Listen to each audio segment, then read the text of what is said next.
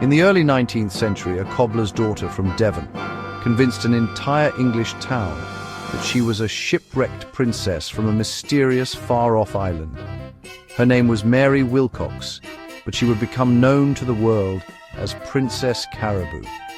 With a made-up language, peculiar clothing, and an exotic backstory, she captured the imagination of Georgian society.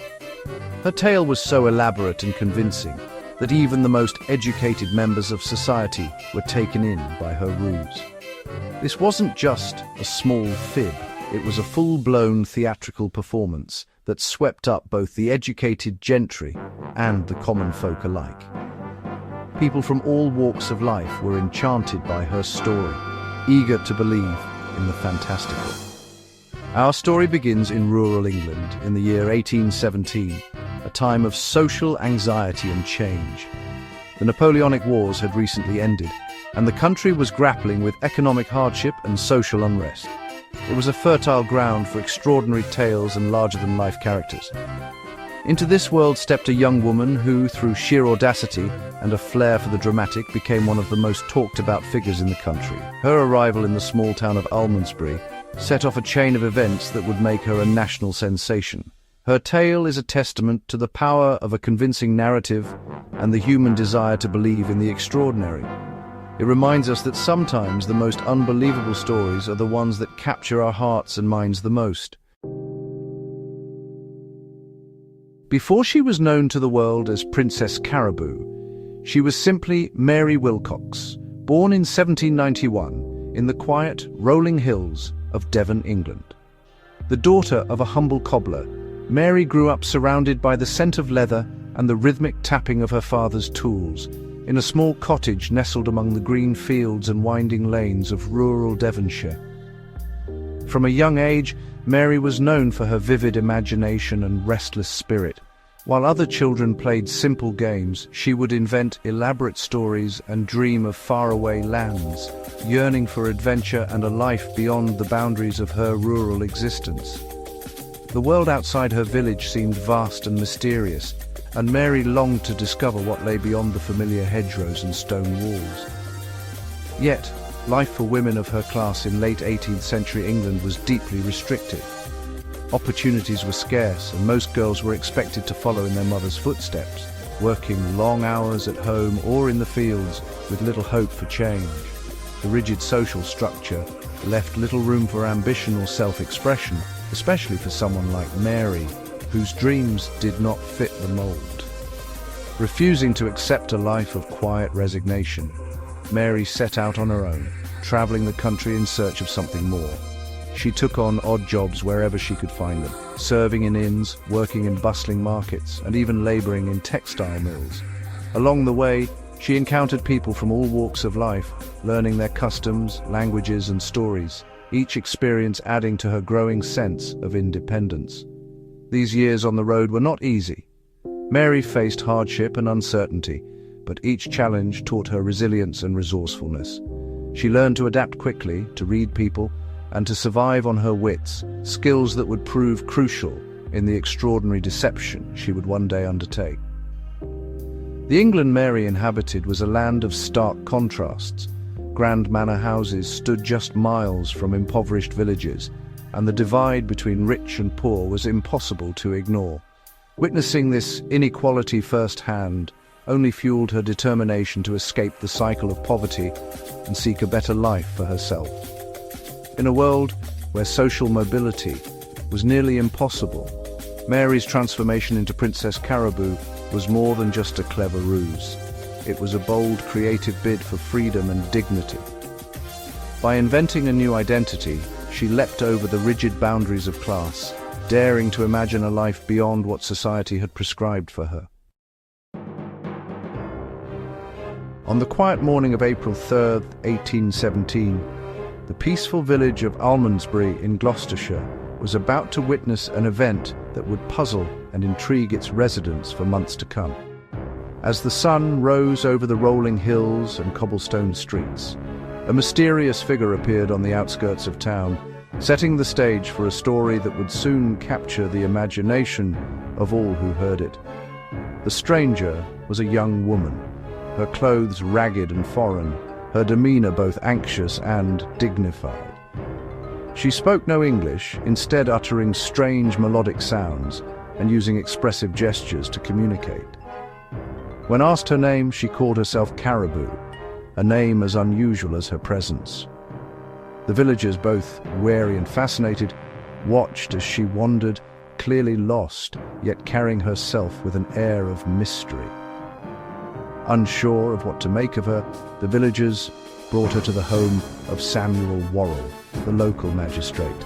There, Caraboo's striking appearance and incomprehensible language quickly became the talk of the household. The Worrells, along with their curious staff, were captivated by her exotic features, her unusual dress, and the air of secrecy that seemed to surround her every move. Caraboo's behavior only deepened the mystery. She ate with her hands, performed elaborate rituals that resembled prayers, and followed customs no one in the village recognized. Her actions hinted at origins far beyond the English countryside, leading some to speculate she might be from a distant exotic land, perhaps even royalty in disguise. Word of the enigmatic visitor spread quickly.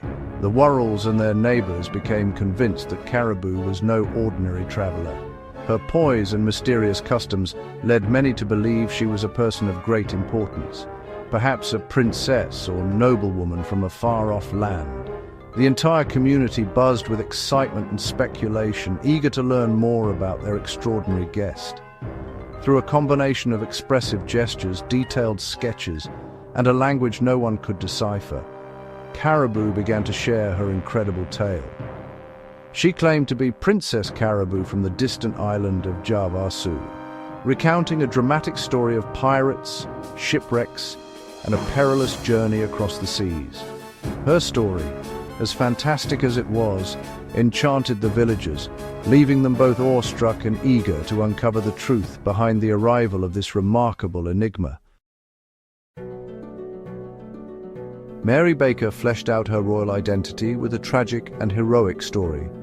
She claimed to have escaped pirates, explaining her disheveled appearance and presence in England. Her fascination with pineapples, a symbol of high status, reinforced her claims of nobility. She improvised her identity, reacting in character to new situations like maps and portraits. Mary was not just lying, she was world-building, creating a cultural and personal history on the fly. The Caraboo language was a remarkable invention, with a semblance of structure and consistency. Mary used specific words repeatedly, creating a rudimentary vocabulary that fascinated local scholars. Dr. Wilkinson even saw similarities with Far Eastern languages, lending academic legitimacy to her claims. Her language was a mix of childhood gibberish, foreign words, and pure invention, delivered with confidence. By speaking a tongue no one understood, she controlled the flow of information, revealing what she wanted. Her linguistic abilities became a strong pillar supporting her royal identity, making the eventual revelation all the more shocking. For 10 weeks, Princess Caraboo was the toast of Gloucestershire society. The Worrells treated her as an honoured guest, and their home became a social hub. The press ran sensational articles, transforming her from a local oddity into a national phenomenon. The public was fascinated, consuming the story with gusto, happy to suspend disbelief. The Worrells' patronage gave her story plausibility, unlocking the doors of polite society. Their social standing made the story seem plausible, and the public eagerly embraced the fantasy. The deception crumbled when the press spread her story, reaching those who knew her as Mary Baker. Mrs. Neal, recognizing her from a newspaper description, exposed the impostor at Knowle Park. Confronted with undeniable evidence, Mary confessed everything to a stunned Samuel Worrell. Her confession revealed her life of poverty and the fabrication of Princess Caraboo. Surprisingly, the public was amused and impressed by her cleverness rather than angry. Mary capitalized on her fame, exhibiting herself as Princess Caraboo in London and America. Why did so many fall for such an outlandish story? The Romantic era celebrated emotion and the unknown. Princess Caraboo fit the noble, savage trope, embodying romantic ideals. The age of exploration made the idea of a princess from an unknown island plausible. Social aspiration and snobbery played a role. Questioning her was questioning one's superiors. Experts fell victim to confirmation bias, wanting the story to be true. Mary's charismatic performance allowed her audience to indulge in a fantasy, bringing magic to their lives. The story of Princess Caraboo did not end with her confession. Though her fame faded, she secured her place in history's annals of great imposters.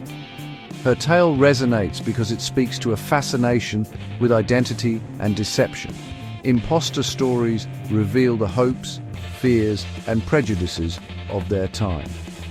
Princess Caraboo's success tells us about Georgian England's romanticism and class structure.